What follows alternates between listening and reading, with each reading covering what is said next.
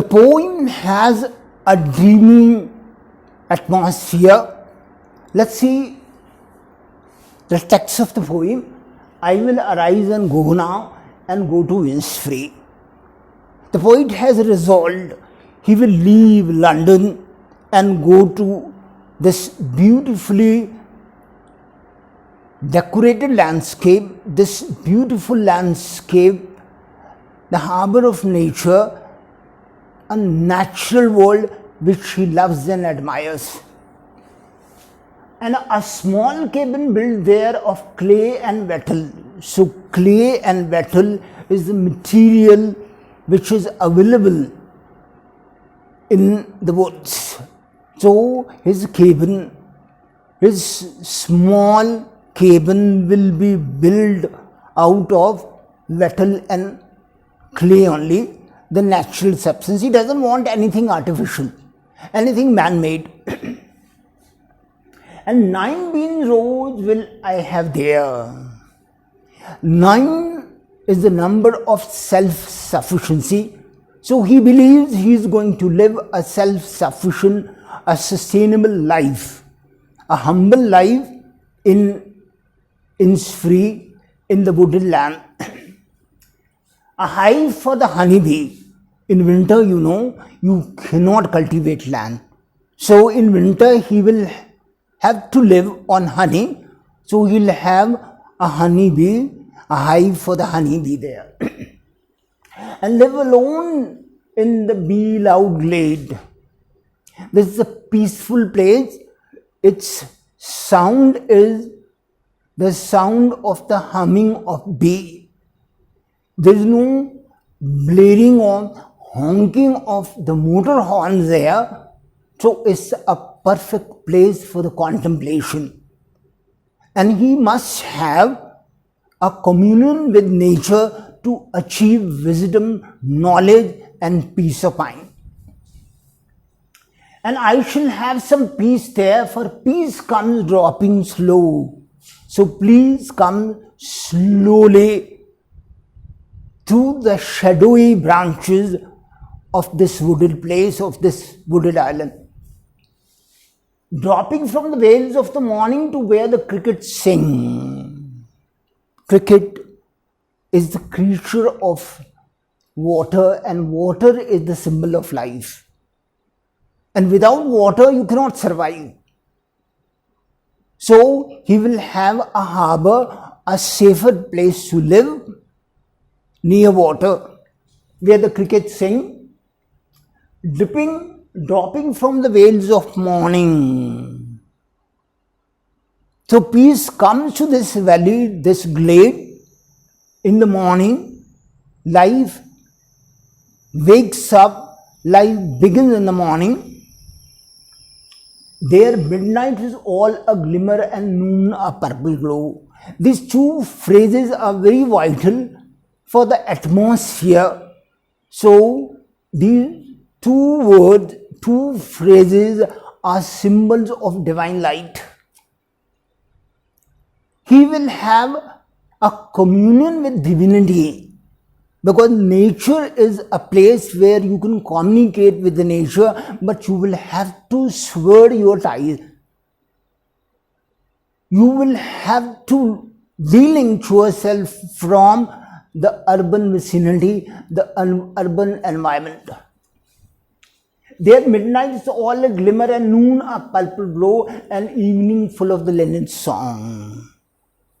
Linnet is a recurring motive in Yeats' poetry, and it's associated with the sweet thoughts and contemplation. So he will spend the evening contemplating communion with nature, which is the source of infinite wisdom. I will arise and go now, he repeats his resolve.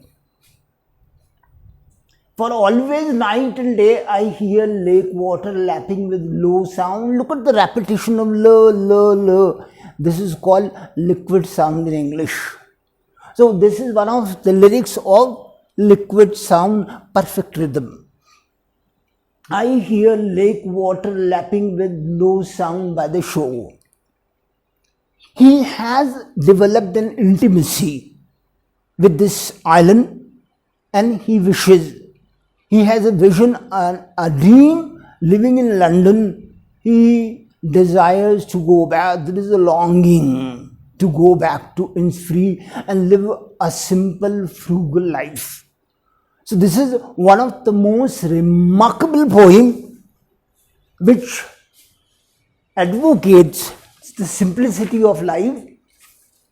Now we'll discuss the use of metaphors, rhythm and rhyme in the poem.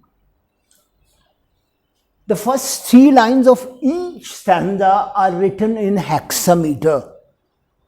Now in order to know meter, you will have to learn what are the basic sounds in English. We'll spend some time in learning the basic sound, the structure of the syllable, and how to count the number of syllables for the meter, rhythm or rhyme. Containing 6 stressed syllables, while the final lines are written in tetrameter. So if there are 6 stresses in a line, it's called hexameter. If there are 4 stresses in a line, it's called tetrameter. If there are 3, it's called trimeter. Containing 4 stressed syllables, the rhyme scheme. So rhyme is the ending of 2 poetic lines at the same sound. So sit and wit, they rhyme together because they have the same vowel sound in the middle. This is called rhyme scheme. So the rhyme scheme is A, B, C, D, C, D, E, F, E, F. It's a regular rhyme scheme. Poet is using the conventional metric form, the form of meter with certain variation. We'll have to learn, we'll have to know what is meter, how to measure a meter, how to measure a poetic line with the help of meter, and all this. So it's a little technical subject. We'll take up some time when we have finished our syllabus. Some of phrases like purple glow and midnight's all a glimmer build a dreamy supernatural atmosphere. So these are the metaphor, and light is a symbol of truth and clarity. Here it can be interpreted as spiritual enlightenment. So you can achieve spiritual awakening in the lap of nature. Midnight marks the end of one day and the beginning of another. The speaker's transition to a new life on Innisfree. The speaker sees flashes of glimmers of divinity. He presents nature as a profound spiritual force that contains essential truth, a wellspring of wisdom in the song of Linnet. The speaker remains locked in an urban landscape. He was living in London during that period. Despite nature's calling, always night and day, revealing the chasm between the speaker's daydream and reality. So there is a contrast between what he desires, what he longs for, and what is his real condition. He is trapped into the urban environment, urban landscape, but he has a wish to return. And you won't believe, when he died in France, it was his wish to be carried back to this place, and he should be buried there in his own country called Ireland. Such a love he had for his country, Ireland. So he was a true nationalist. But in the beginning of his career, poetic career, he was deeply influenced by, inspired by Romantics and Pre-Raphaelites, especially Blake and Shelley.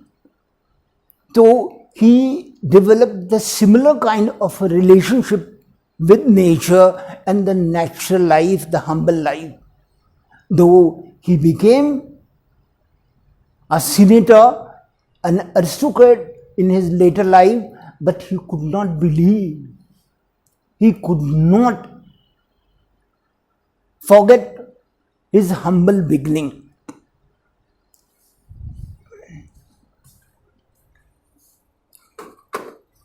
And finally,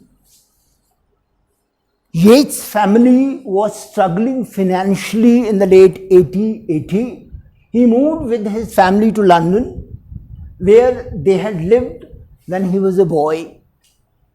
Like his mother, Yeats detested the London life, and he always wished to go back, and he will spend his precious summertime as a schoolboy with his grandparents at a place called Innisfree.